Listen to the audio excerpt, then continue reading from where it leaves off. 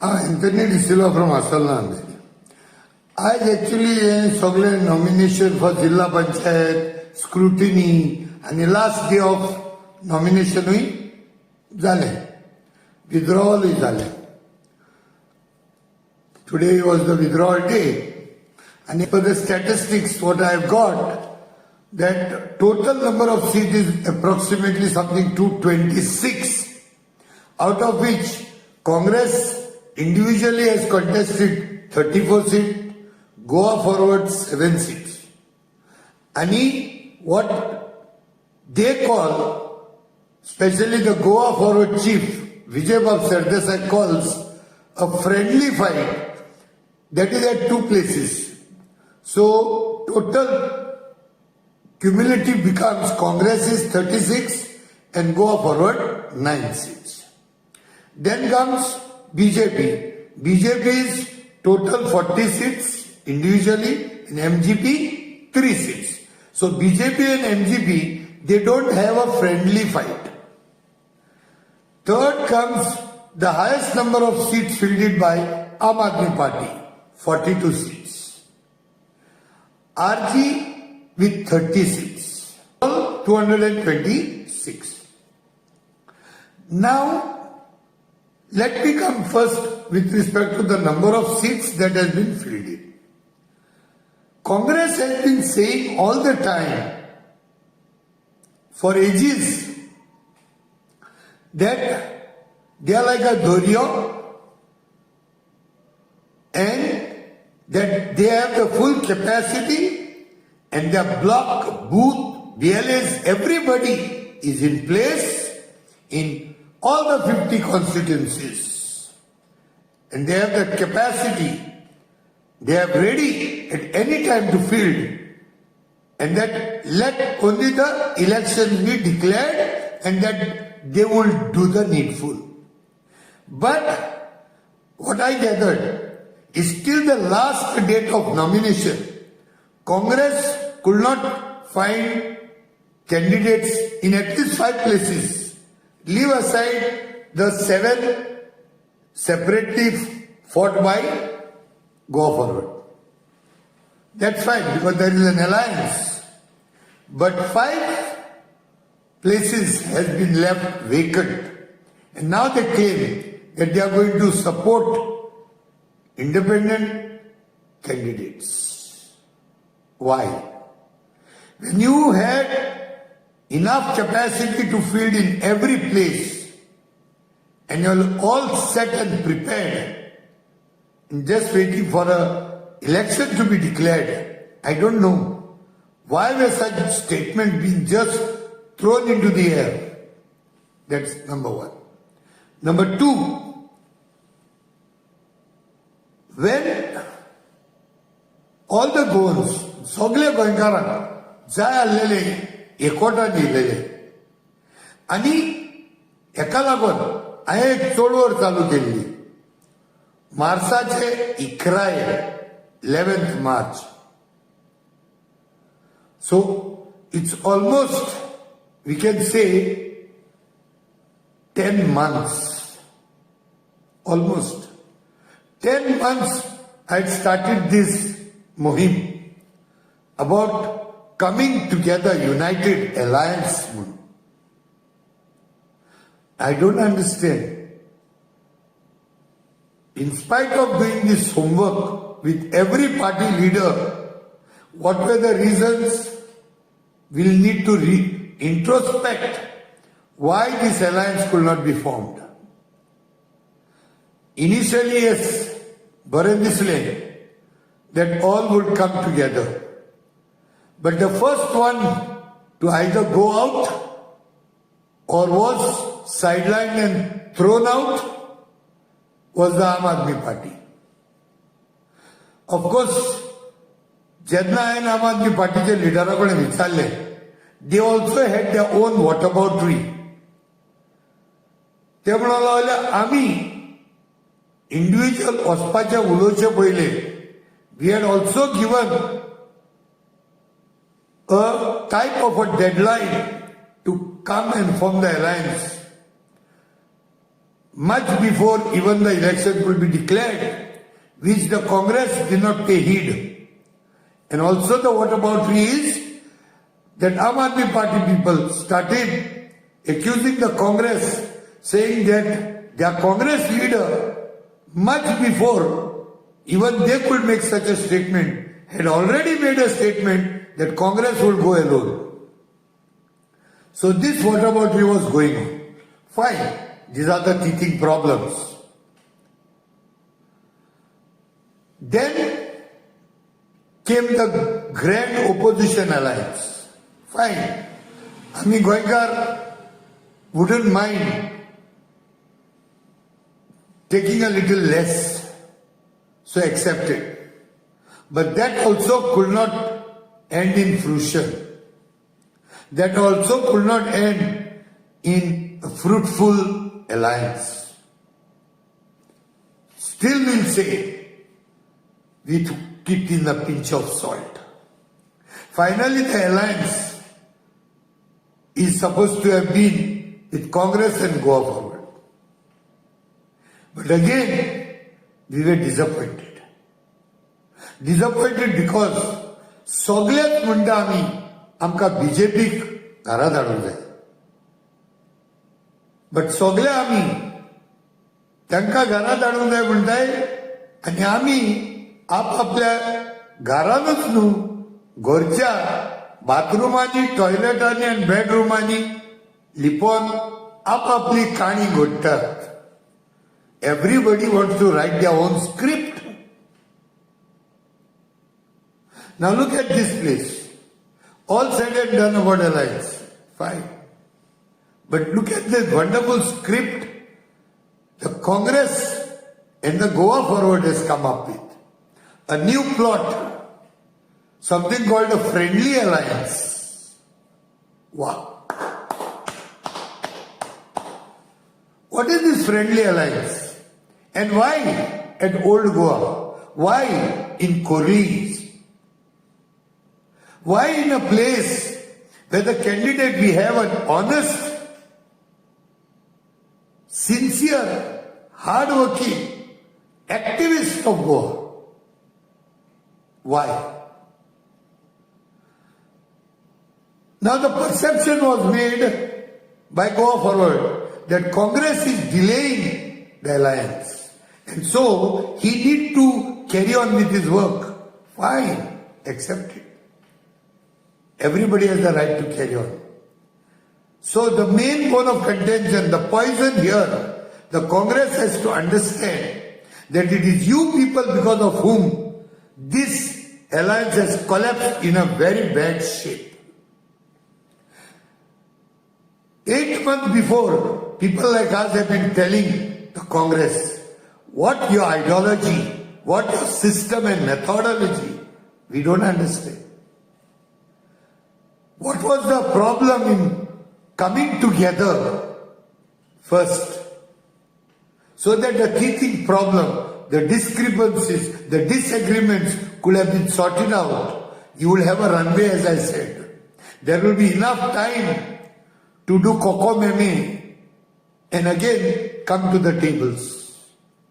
There will be enough time called a cooling period, which Congress did not want to pay heed to civilians like us, activists, social workers, NGOs, advocates, lawyers. Lot of people told that Congress does not learn the lesson till the counting is done. And they never go back to their drawing rooms to do the corrections. This is the same thing I had mentioned with respect to Bihar polls, where the alliance continued waiting for their candidate to be declared till the last, and similar practice was copy-pasted in Goa. So I hope Congress learned this lesson. Number one, I hope these friendly fights should not be carried on for the assembly elections. What is this friendly fight? I don't understand. It is like two enemies are having a friendly fight to defeat the third enemy. For example, India and Pakistan want to defeat China. RG, the revolutionary goals. From what I look at it today, at its onset, is the RG probably got into this mode. Also, the reason could be the delay in the alliances. So, the main ticking point, the point of dissatisfaction, disagreement, disenchantment, total disruption of this alliance is for not planning the alliance much in advance. So this is the first correction has to be done for the assembly. Now let me come to the purpose for which I have been doing this podcast for the last 8 months. As per those, all the podcasts, all the leaders, main 4 or 5 things that I always try to concentrate. One, first step is to come together to form an alliance. Unofficial maybe, but to form an alliance. Second, to have a seat sharing formula. Third, to distribute the constituencies. Fourth, to declare the candidates. And fifth, to consider activists of Goa who are interested into this. They may be poor, they may not have the money power. Because some of the politicians think about contesting elections is only for winnability. If it is only winnability, we can tell Ambanis and Adanis to put candidates in Goa. That will end up the misery of the common voters at least. It will end up the misery of people like us. Leave aside Ambanis and Adanis. Hand over this Goa in the hands of people like Pramod Sawant, Vishwajit Rane, Babush Mansurat and Michael Lobo. These 4 people can put candidates all over Goa with the money power they have. So that is the winnability. That we don't need to be here.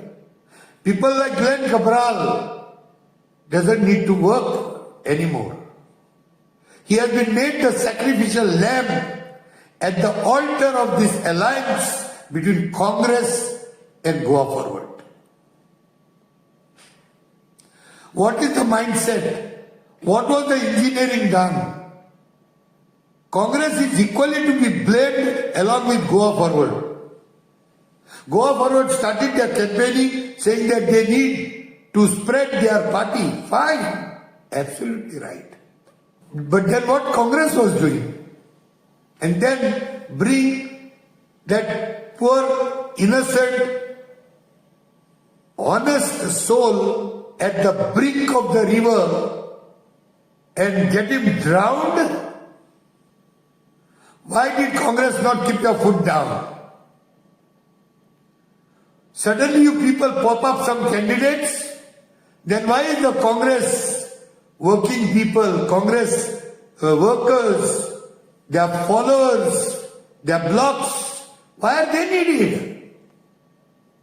If this is how you always want to operate, there are controversies in other constituencies also. But I will concentrate on this because Glenn Cabral is the activist of Goa, honest, a sincere man. Maybe a poor person. Maybe he may not be able to fight the mafias, but he will go down in case. If he goes down, he'll go down with honor. And it will be a shame for the Congress. Because some of the Congress people, they have made Glenn Cabral the sacrificial lamb at the altar of alliance. It hurts us. It hurts the activists, it hurts the NGOs, it hurts the social workers of Goa, it hurts the civilians, it hurts the people, intellectuals who have been seeing Glenn Cabral in and out for many issues in Goa. I hope better sense will prevail.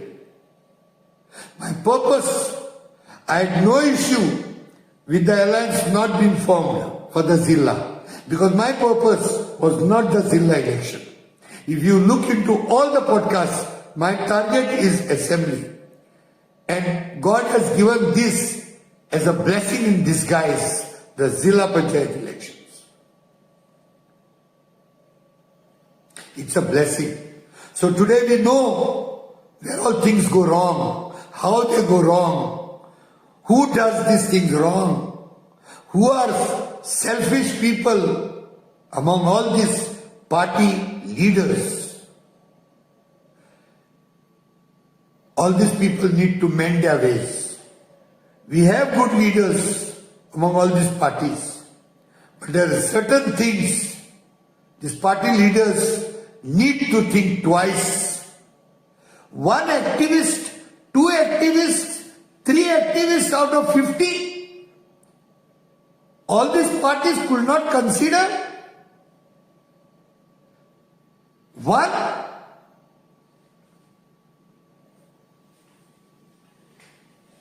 We have been telling time and again, people who fight for Goa, they need to be represented in the panchayats, in the Zilla panchayats, in the assembly, in the Lok Sabha.